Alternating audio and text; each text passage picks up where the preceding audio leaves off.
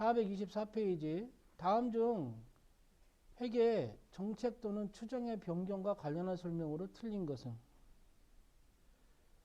회계 추정의 변경은 소급하여 적용하는 것이 원칙이다 그랬는데 정책의 변경이 소급하여 적용하는 것을 원칙으로 한다.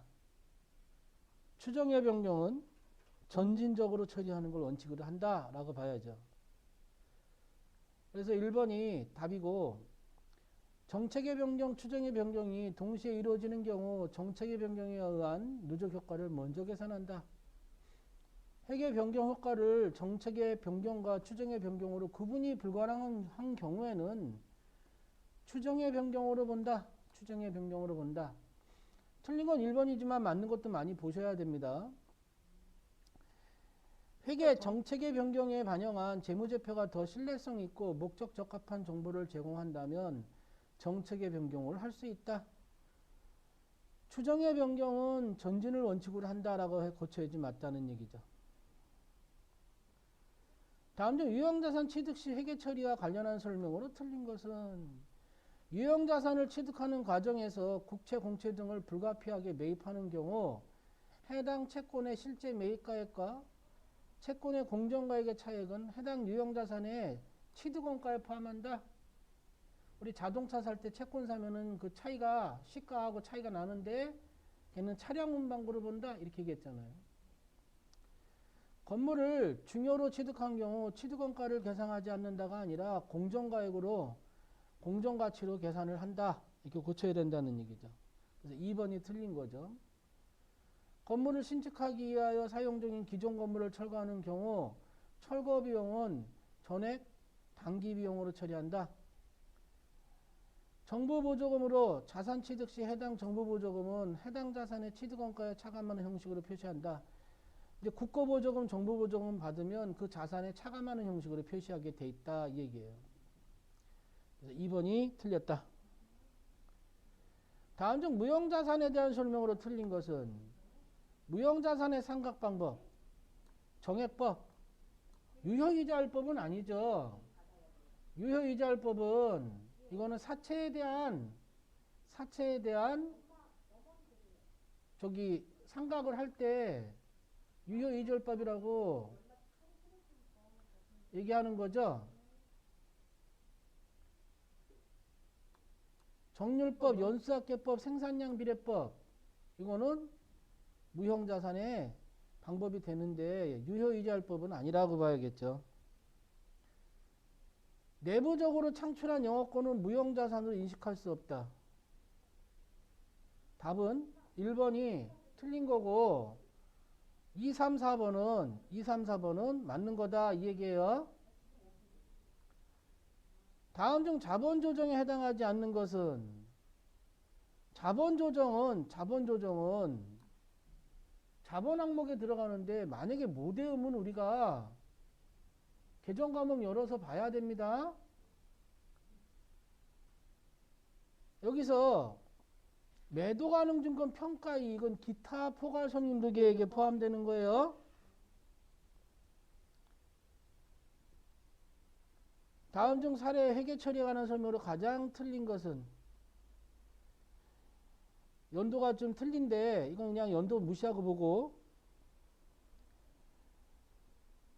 $10,000 상당의 제품을 해외에 외상으로 판매하였다.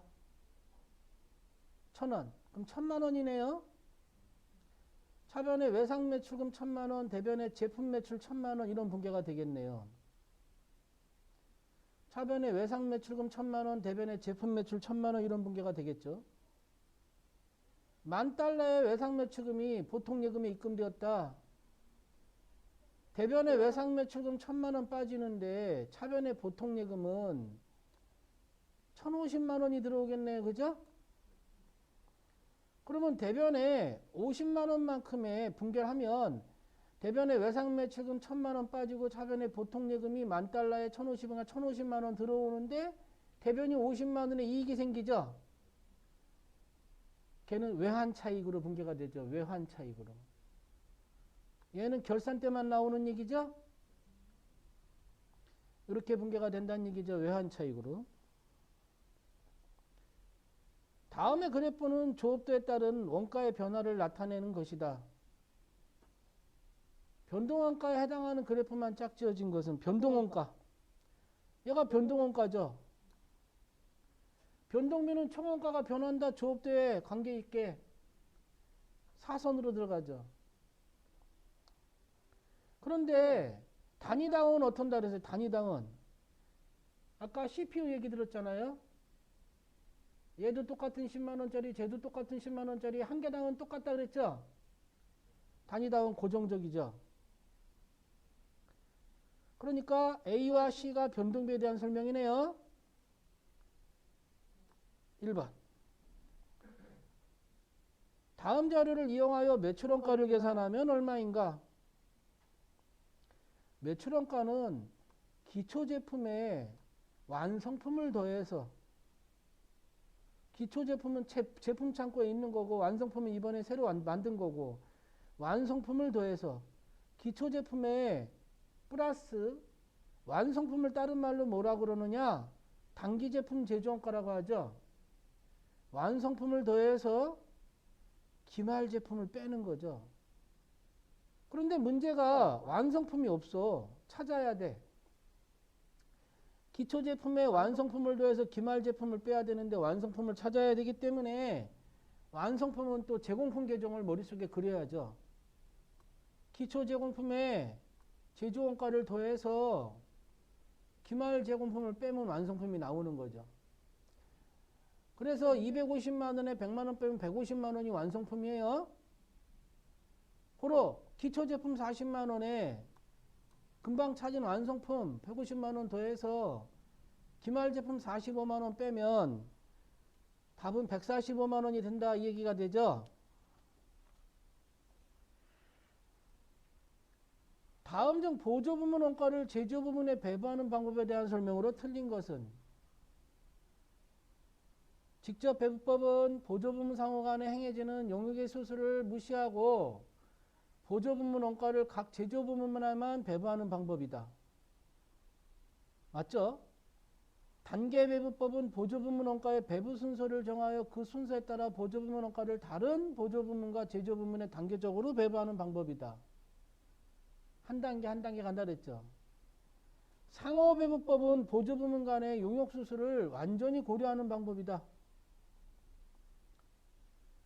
상호 배부법은 이론적으로 가장 타당하고 계산이 가장 효율적이다라고 되어 있는데 효율적이진 않죠. 연립방정식법으로 모든 보조부문을 다 중요시해서 배부를 해주는데 복잡하죠. 그래서 효율적이진 않다. 그 얘기죠. 4번. 개별원가 계산과 종합원가 계산에 대한 설명 중 틀린 것은? 개별원가 계산은 직접 재료비, 직접 노무비, 제조간접비를 구분하여 작업 원가표에 의해서 한다. 종합원가 계산은 동종 제품을 대량 생산하는 방식으로 식품가공업 등 업종에서 많이 쓰이는 원가 계산 방식이다. 대량 생산하는 업체로 단일 종합, 반별 종합, 공정별 종합, 등급별 종합, 연산품 종합 이렇게 원가 계산표가 여러 가지가 있죠. 4번에 개별 원가 계산은 이렇게 가야죠. 개별 원가 계산이 종합 원가 계산에 비하여 제품의 원가 계산이 정확하죠. 왜? 하나하나 계산하는 거니까. 그래서 4번이 틀렸다 이 얘기입니다. 다음 자료에 의하여 종합원가 계산에 가공비는 항상 환산량으로 계산해. 퍼센트 계산해서 완성품 환산량을 계산하시오. 대변에 있는 완성품과 기말 제공품을 따져서 더해서 답을 내면 평균법 답이에요. 차변 쪽에 기초와 착수분이 들어가죠. 제공품 계정으로 치면 대변 쪽엔 완성품과 기말분이 들어가는데 완성품과 기말 제공품을 찾아달라는 거니까 500개에 200개에 50% 가공비는 항상 퍼센트를 따져야 되기 때문에 그러면 600개가 평균법 답이에요. 500개에 200개에 50%가 100개잖아. 100개. 600개가 평균법 답이 되는 거야. 600개가. 그러면 600개가 평균법 답이고 선입선출법 답을 낼 때는 항상 기초 물량을 빼라 그랬죠. 600개에서 여기 600개에서 기초 물량을 빼야 돼요. 200개의 30%를 빼야 된다는 얘기죠. 그게 선입선출법 답이야. 고로 평균법과 선입선출법의 완성품 환산량 차이는 기초 물량의 차이예요. 200개의 30%니까 60개죠. 그럼 60개를 빼야죠. 평균법 답에서 60개를 빼면 540개가 나오죠. 자, 완성품 환산량을 찾을 때는 완성품과 환산량을 계산하는데 이렇게 답을 내면 평균법 답이고 선입선출법 답은 기초 물량을 빼라 그 얘기예요. 기초 물량을 빼라. 그래서 답이 1번이 돼요.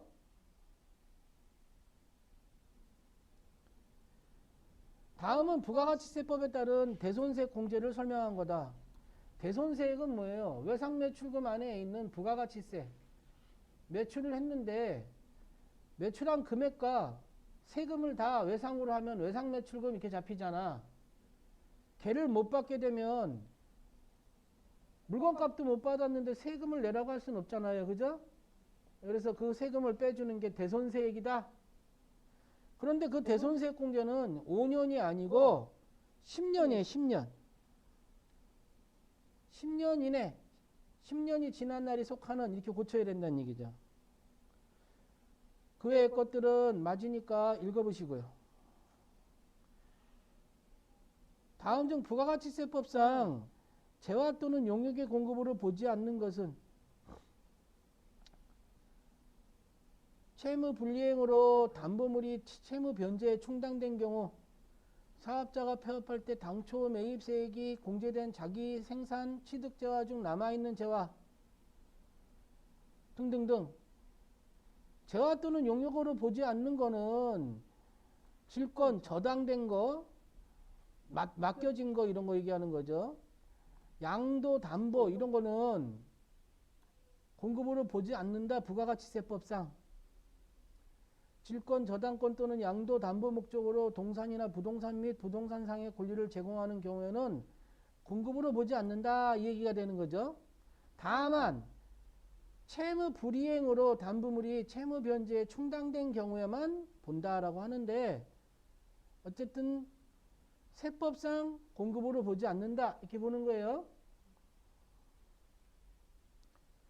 다음 중 부가가치세법상 공제되는 매입세액이 아닌 것은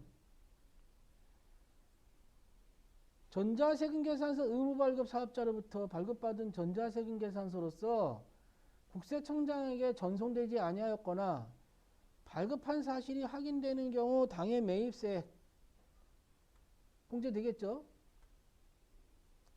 매입처별 세금계산서 합계표를 경정청구나 경정시에 제출하는 경우 당해 매입세액 예정신고 시 매입처별 세금계산서 합계표를 제출하지 못하여 해당 예정신고 기간이 속하는 과세기간에 확정신고 시에 제출하는 경우 매입세 공급시기 이후에 발급받은 세금계산서로서 해당 공급시기가 속하는 과세기간 확정신고 기한 이내에 그러니까 다시 말하면 1기 확정신고가 7월 25일이죠. 1월부터 6월달이 1기 확정이니까 1월부터 6월까지가 1기 기간이잖아. 1월부터 4월이 1기 예정 4월부터 6월이 1기 확정.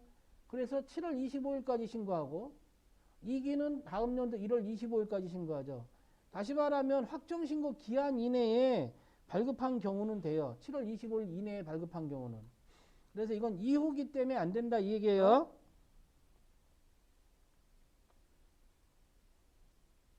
다음 중 소득세법상 이자소득 총수익금액 수입 시기에 대한 설명으로 가장 옳지 않은 것은 저축성 보험에 보험차익, 보험금 또는 환급금의 지급일이 있으며 다만 기일 전에 해지하는 경우 그 해지일이다. 대여금 같은 거 얘기하는 거죠. 비영업대금의 이익은 약정일 이후 실제 이자 지급일을 원칙으로 하는 게 아니라 약정에 의한 이자 지급일이 원칙이다. 이 얘기가 되는 거죠.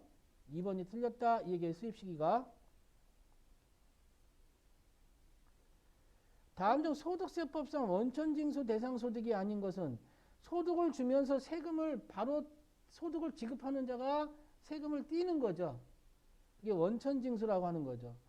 기타 소득은 주면서 원천징수하고 퇴직소득도 주면서 지급자가 원천징수하죠. 여러분 월급 받을 때 역시 원천징수하죠. 그러나 건물이나 부동산을 양도할 때 양도하는 소득에 대해서는 원천징수가 없는 거죠.